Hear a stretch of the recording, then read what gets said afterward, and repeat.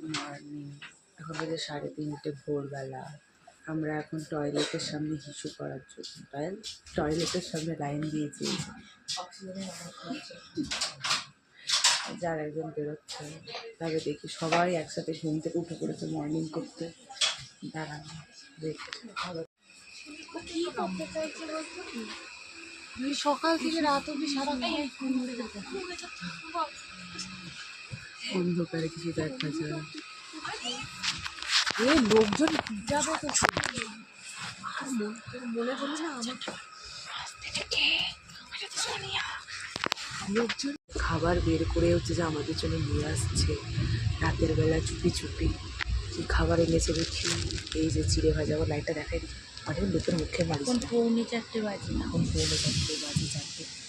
আমরা তিনজন হাইকুতের মতো মুখের দিকে একটু। আরে ওরকম লোকজন পিটাবে, এরকম করিস না। ও ভালো হয়েছে।